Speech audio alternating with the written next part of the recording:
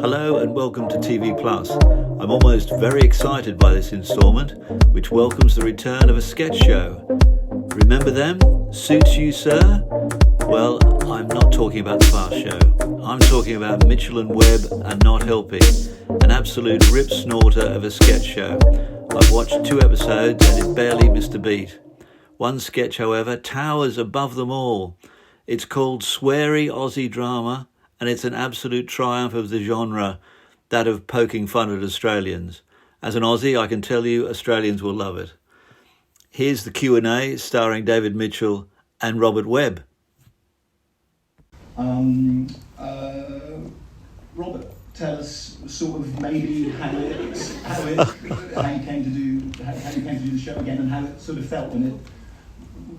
What the feelings were? Were you entirely happy? Did you have any concerns? What was it like when it started to come together? I think I probably did have concerns actually, because it had been so long since we did the last series of when we were doing it for the BBC, and by that time we'd been writing lots of sketches, and in fact we've been writing sketches since we were students, which at that point was 15 or so years, and we weren't writing together anymore. David was writing with other people. I was producing quite a small amount on my own, and so I thought, ooh, what's this going to be like then?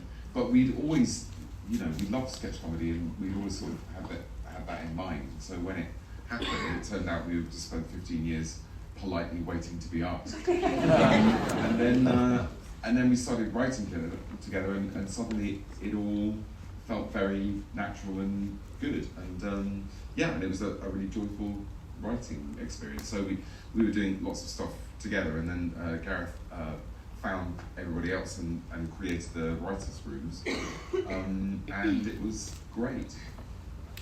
And coming back to being on set together, I guess you were last in Back, but you haven't done sketch comedy.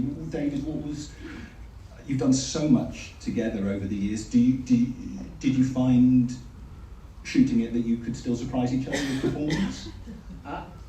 That's an interesting question. I'm not sure. I don't think we can surprise each other with performance now. No, I don't. Yeah, no. I think we've seen each other do everything, and so it's just a question. Oh, that one is it today? So no. But what I think was Cities of Glass. I've not seen that before. Well, there was a sketch in 1995. A lot of going into that vocal register, but nevertheless brilliantly deployed. But I think what I felt most about it when going in to shoot it is that there's something really liberating about sketch comedy, because you don't have to care about any bit except the bit you're doing.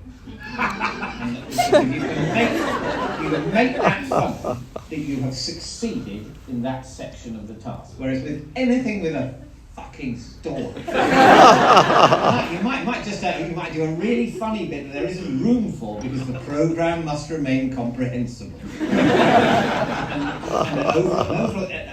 Funny bits are not enough in any other kind of fiction. But in sketch comedy, it doesn't have to fit with anything else. It doesn't have to. The other bits don't have to be funny. It will still be funny. So if you have been funny on that morning in that bit of material, you can give yourself a big tick and move on with your life.